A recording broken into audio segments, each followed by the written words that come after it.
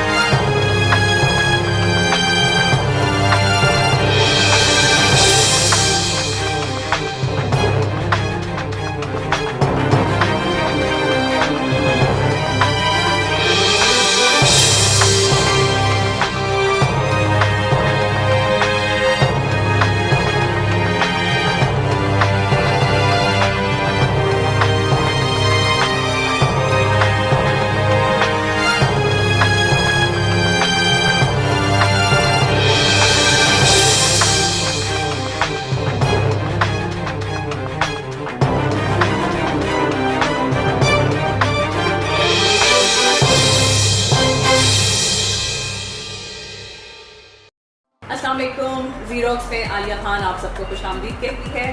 उम्मीद करती हूँ आप सब लोग बिल्कुल खैर खैरियत से ठीक ठाक होंगे। आज हमारे साथ रेस्क्यू 1112 के तर्जुमान यासिर खटक हमारे साथ मौजूद हैं, क्योंकि कोहाट में वो अपनी सर्विसेज दे रहे हैं। उनके इदारे की सर्विसेज क्या हैं? कोहाट में अगर बात की जाए रेस्क्यू 1112 की, तो तकरीबन 2018 में इस इदारे का क़याम जो है यहाँ पे वजूद में आया। सो इस इदारे के मकासद क्या हैं, किस तरीके से ये लोगों को रेस्क्यू करते हैं, किस तरीके से लोगों को फैसिलिटेट कर रहे हैं, और लोग इस इदारे से मज़ीद जो लोग नहीं जानते वो किस तरीके से मुस्तफ़ीद हो सकते हैं। यासिर, आपको खुशामदीद कहते हैं। थैंक यू मैडम, आप लोगों को खुशामदीद रेस्क्यू वाले के ऑफिस में।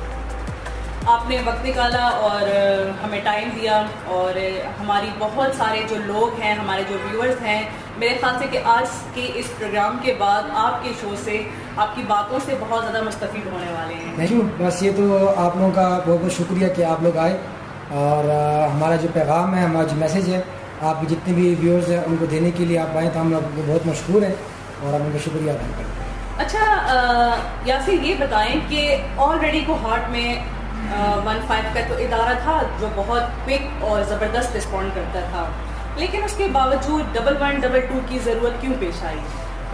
जी, जैसे कि आपने बात की है 15 की, तो 15 नो डाउट कि उन्होंने अच्छा काम किया है, लेकिन 15 के पास ट्रेन जो टेक्नीशियन होते हैं, जो हेल्थ टेक्नीशियन होते हैं, उनके पास उनकी कमी थी। और दूसरी बात, अगर मैं बात करूँ तो हमारे पास 4 सिस्टम काम करते हैं। हमारे पास एम्बुलेंस सर्विस भी है, फायर फाइटिंग अभी हम करते हैं, फायर सर्विस भी हमारे पास है, डिज़ास्टर भी है और वाटर रेस्क्यू भी है। तो हमारे पास जो एम्बुलेंसेज है वो वेल इक्विप्ड हैं, उसमें तमाम चीज़ें अवेलेबल होती हैं। फॉर एग्जाम्पल बात की जाए तो उसमें मेडिसिन भी होती हैं, इसमें बैंडेज वगैरह, इंजेक्शन वगैरह, CPR का जो इक्विपमेंट उसमें होता है, EAD, वो भी अवेलेबल है, और उसमें तमाम चीज़ें अवेलेबल होती है। तो वो ज़्यादा एडवांस है। 15 को जो था वो क्विक रिस्पांस करते थे, लेकिन हम थोड़ा सा इस पर एडवांस चीज़ लेके आए हैं, ट्रेन टेक्नीशियन लेके आए हैं, ट्रेन उसमें हम लोग लेके आए हैं, ताकि वो वक्त रिस्पांस करने के साथ साथ ऑन द स्पॉट ट्रीटमेंट भी कर सके, उनको शिफ्ट भी कर सके। ठीक है, इसका मतलब ये है कि आप ना सिर्फ लोगों को रेस्क्यू करते हैं, उनकी ज़िंदगी बचाते हैं, बल्कि उनको मेडिकल ट्रीटमेंट भी देते हैं ऑन द स्पॉट, जो बहुत ज़बरदस्त बात है। यासिर, ये बताएं, हमारे देखने वाले व्यूअर्स को ये बताएं कि कहाँ कहाँ तक आपकी एक्सेस है, अगर हम कोहाट और उसके सराउंडिंग एरियाज़ की अगर हम बात करें तो? बिल्कुल, 2018 में हमने, चूँकि कोहाट में एक स्टेशन हमने यहाँ पर काम किया, जिधर आप लोग बैठे हैं, कोहाट 2018 में उस टाइम एक स्टेशन था।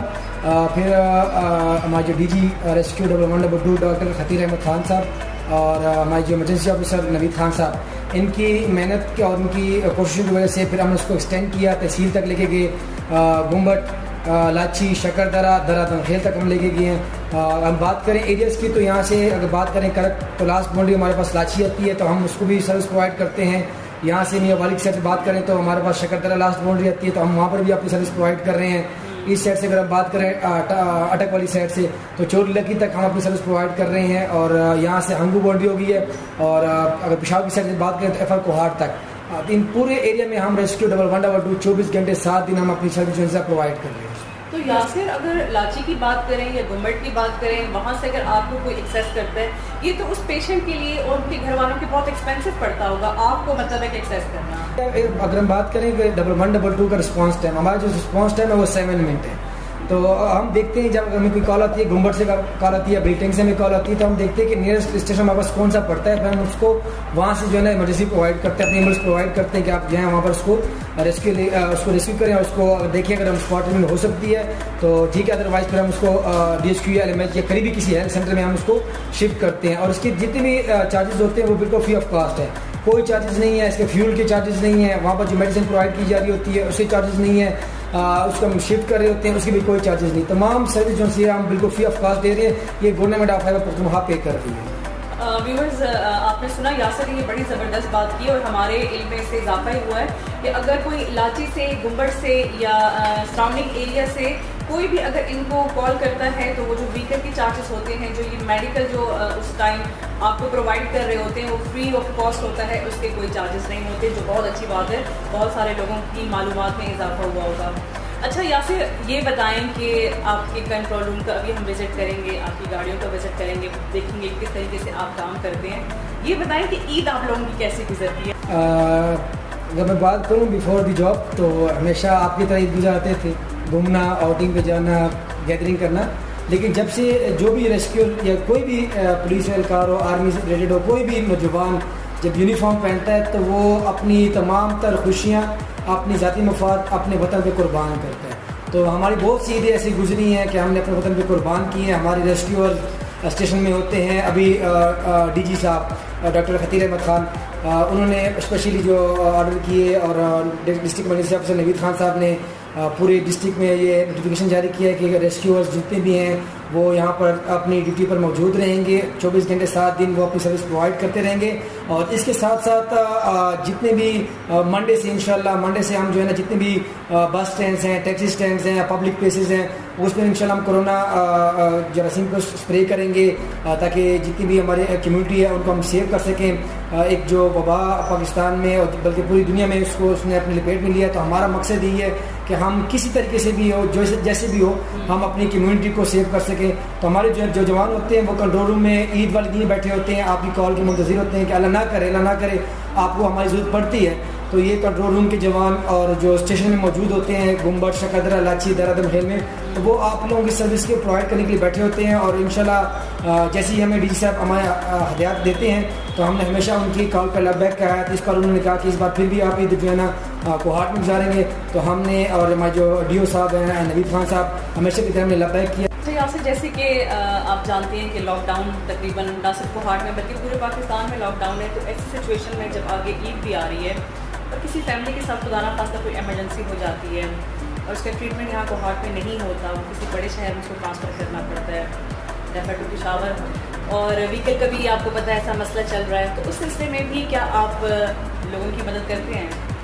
बिल्कुल जी, हमने जो नई सर्विस शुरू की है पूरे KPK में, स्पेशली हम शुक्रिया अदा करेंगे KP गवर्नमेंट का और DG rescue 1122 doctor Khatir Ahmad Khan का कि उन्होंने इस चीज़ पे काम किया है कि रेफर टू पेशावर केसेस जो से होते हैं तो उसको भी हम फ्री ऑफ कॉस्ट करते हैं। आपने बात की ईद की, तो ईद पे तो हम डेफिनेटली हम उनको प्रोवाइड कर ही रहे हैं। रेफर टू पेशावर केसेस होते हैं, अगर आप पेशावर या कोई और बड़ा अस्पताल जिसको डॉक्टर रिफ़र करता है तो हम आपको वो सर्विस भी फ्री ऑफ कॉस्ट देंगे। इसके अलावा ईद के अलावा भी अगर आप हमें कॉल करते हैं, ईद के आप रोज़मर्रा ज़िंदगी में हम कॉल करते हैं कि मेरा एक पेशेंट है, उसको जो रेफ़र कर दिया गया है पेशावर के लिए या मर्दान के लिए, तो हमें ये सर्विस चाहिए, तो हम आपको उस सूरत में भी हम आपको रेफर टू पेशावर जो केसेस है हम उसमें फ्री ऑफ कॉस्ट डील कर रहे होते हैं।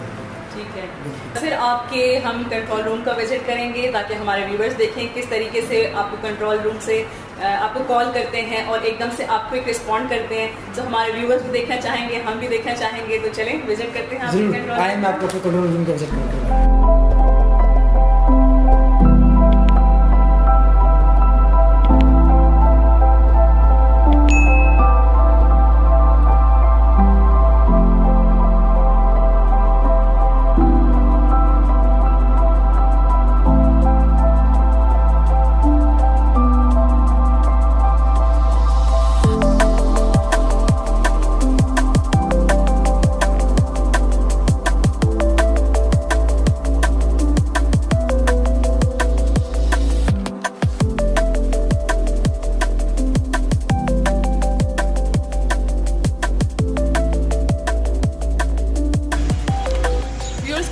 कि किसी इंसान ने किसी दूसरे इंसान की जब जान बचाई तो गोया उसने एक इंसान की नहीं बल्कि पूरी इंसानियत की जान बचाई। सो रेस्क्यू 1112 एक ऐसा इदारा है जो दिन में न जाने कितने लोगों को रेस्क्यू करते हैं, दिन में न जाने कितने लोगों की जान बचाते हैं। सो मैं अपनी तरफ से, अपनी टीम की तरफ से रेस्क्यू 1112 को मैं सैल्यूट पेश करती हूँ। Thank you so much. ये वो लोग हैं जो ईद नहीं देखते, ये वो लोग हैं जो गम खुशी नहीं देखते, ये वो लोग हैं जो अपनी सारी प्रॉब्लम्स को एक तरफ रखकर हमारी यानी पाकिस्तानी कौम की खिदमत अपने दिल से कर रहे हैं। सो अपना बहुत सारा ख्याल रखिए और जहाँ भी लगता है कि आपको ज़रूरत पड़ती है रेस्क्यू 1112 को, तो बिना किसी खौफ, बिना किसी कुछ सोचे बगैर जल्दी से इनको आपने कांटेक्ट करना है और ये विदिन 7 मिनट्स आपके दरवाजे पर पहुँचेंगे। आप तमाम लोगों का बहुत बहुत शुक्रिया। इंशाल्लाह नई एपिसोड में आपको मिलेंगे। आपको हमारा ये एपिसोड कैसे लगा बताएंगे आपके बहुत सारे कमेंट्स और बहुत सारे like. Thank you so much.